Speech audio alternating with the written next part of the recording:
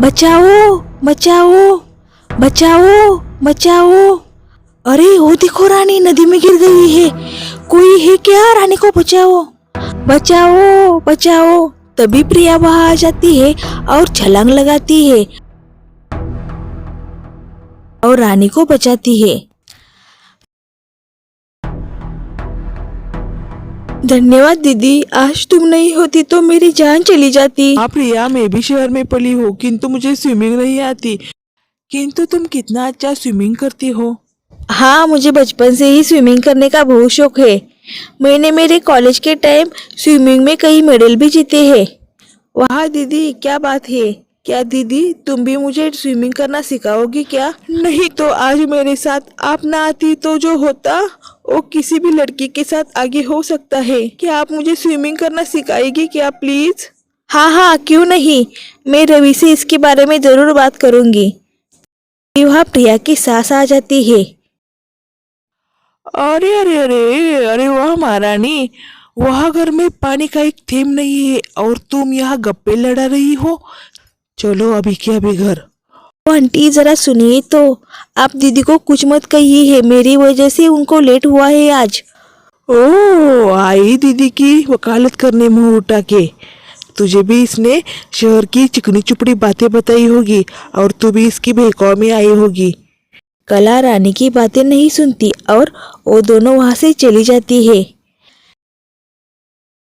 इस कला का क्या होगा राम ही जाने। इतनी अच्छी तो उनको बहू मिली है किंतु एक कला भी तो एक ही रट लगा के बैठी है। किंतु प्रिया इतनी अच्छी होकर भी कला अपने बहू के साथ यानी प्रिया के साथ इतना बुरा बर्ताव क्यों करती थी? चलो जानते हैं। मुझे तो रश्मि बचपन से ही बहू के रूप में पसंद है। मैं तो बहू बना के रश्मि को ही इस घर में लाऊंगी। आखिरकार मेरे बड़े भाई की बेटी तो है। रवि के पापा गुजर जाने के बाद उसी ने तो मेरी हर बार सहायता की है। दरअसल रवि के पापा ने रवि के नाम पर बहुत सारा पैसा बैंक में रखा था। रवि की स्कूल की पढ़ाई पूरी हो जाने के बाद कला उसे शहर कॉलेज की पढ़ाई करने के लिए भेजती है। रवि शहर में ही रहकर कॉलेज की पढ़ाई करता है और आगे की भी पढ़ाई करता है। इसी बीच रवि की मुलाकात उसकी ही कॉलेज की प्रिया से होती है। उनके बीच गहरी दोस्ती होती है और फिर धीरे धीरे उस दोस्ती का रूपांतर प्यार में होता है और वो दोस्ती प्यार में कब बदल जाती है उनको भी पता नहीं चलता। एक दिन प्रिया रवि को प्रपोज करती है। हे रवि, आखिरकार कितने दिन हम यूं ही दोस्त बनकर रहे। क्या तुम्हें नहीं लगता हमारे इस दोस्ती को और भी कुछ नाम देना चाहिए?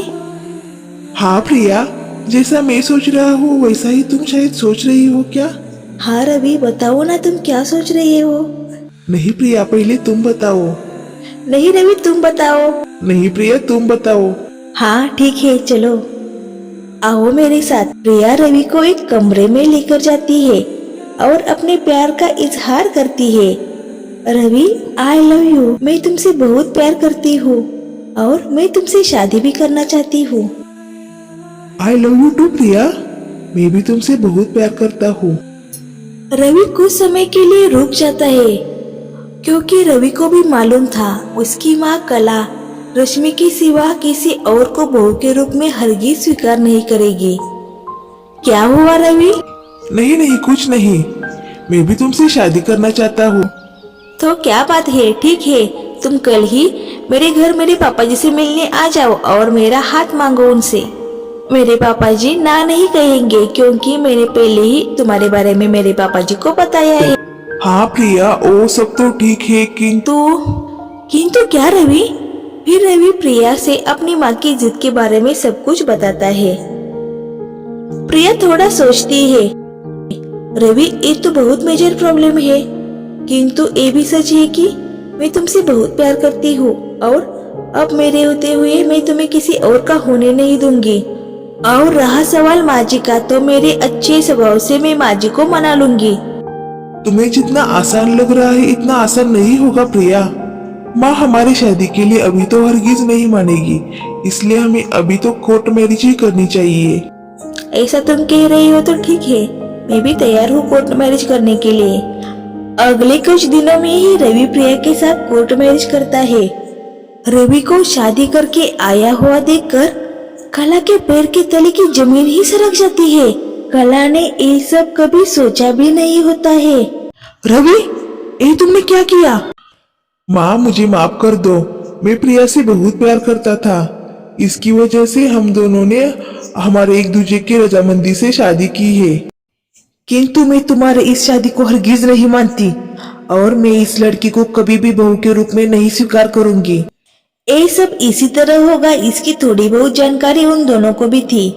उस वक्त वो दोनों चुपचाप ही रहते हैं। उन दोनों को लगता है कि माँ का गुस्सा कम होने पर सब कुछ ठीक हो जाएगा, किंतु दिन बीतते जा रहे थे। कला दिन ब दिन ज्यादा ही गुस्सैल होती जा रही थी। वो हर रोज दिन किसी सहेली या मेहमानों को घर बुलाती और उनके खाने पीने का सारा इंतजाम प्रिया को करना पड़ता। और प्रिया से काम में थोड़ी सी भी चूक हो जाती तो कला प्रिया को बहुत खड़े बोल सुनाती। तुम्हारे माँ बाप ने तुम्हें कोई रीति रिवाज सिखाई है क्या? क्यों, क्या हुआ माँ जी? तुम शहर में पली बड़ी हो, इसका अर्थ ऐसा नहीं है कि मेरी घर की इज्जत सब मिट्टी में डाल दो। क्या क्या किया मैंने माँ जी? जब घर में बड़े कोई आए तो उनके पैर पड़कर उनका आशीर्वाद लेना चाहिए। हाँ माँ जी, मैंने भी तो ऐसा ही किया। हाँ किया ना, तो सिर्फ एक बार ही किया। जब मेहमान आए तभी उनके आशीर्वाद लेनी चाहिए और जाते वक्त भी मेहमानों के आशीर्वाद लेने चाहिए। आगे से तुम ध्यान रखना और मेरी नाक मत कटाना मेहमानों के सामने। तेरे माँ बाप ने तुझे कुछ सिखाया भी नहीं है। माँ जी, आप बार बार मेरे मम्मी और पापा का नाम क्यों लेते हो? आपको मुझसे शिकायत है ना, मुझसे प्रॉब्लम है ना, तो आप मुझे कुछ भी कहिए, किंतु मेरे मम्मी पापा को कुछ मत कहिए प्लीज, मुझे बहुत बुरा लगता है। तुझे बुरा लगता है क्या? और तू मुझसे जुबान लड़ाती है? कला एक जोहर का चटा प्रिया को देती है। अब ये सब प्रिया के बर्दाश्त के बाहर हो गया था। रवि घर आने पर प्रिया रवि को सारी बातें बताती है। आई एम सो सॉरी प्रिया, मेरी वजह से आज तुम ये सब सहन करना पड़ रहा है, किंतु इस उम्र में माँ को अकेला भी नहीं छोड़ सकता। मैं तुम्हें भी परेशान नहीं देख सकता। आखिरकार मैं क्या करूँ, मुझे ही समझ नहीं आ रहा है। प्रिया अपने आप को समझाती है। ठीक है रवि, मैं भी आज थोड़ा ज्यादा ही पैनिक हो गई ना। अब मुझे लगता है माँ जी को हमें और ज्यादा समय देना चाहिए। काश मेरे लिए उनका व्यवहार बदल जाए। I hope. ऐसे ही दिन चले जा रहे थे, किंतु कला के बर्ताव में थोड़ा सा भी बदलाव नहीं हो रहा था। रवि एक दिन प्रिया को रोते हुए देखता है। प्रिया ने रवि को कुछ नहीं बताया होता है, किंतु रवि को मालूम होता है माँ की वजह से प्रिया रो रही है। बस अब बस हो गया। मेरी शादी को 6 माह हो गए, किंतु माँ के आचरण में जरा सा भी बदलाव नहीं आ रहा है। प्रिया शहर की होने के बावजूद भी प्रिया ने मेरे गांव को अपनाया है। अपना रहन सहन छोड़ के मेरे गांव की तरह रहन सहन करती है और मेरी माँ का भी कितना अच्छे से ख्याल रखती है। इसलिए उसने अभी तक जॉब भी नहीं किया, किंतु माँ अपनी जिद नहीं छोड़ रही है। मैं तंग आ चुका हूँ। रवि अपनी माँ से बात करता है। आ गया बीबी का गुलाम, बीबी की वकालत करने। बस माँ बस, अब तक तुमने जो भी कहा वो सब हमने सुना। अब मैं बोलूंगा और तुम सुनोगी। हम दोनों रोज यही सोचते हैं कि आप आज सुधर जाओगी, परसों सुधर जाओगी, किंतु आप हो कि प्रिया को अपना जानी दुश्मन ही मानती हो ना।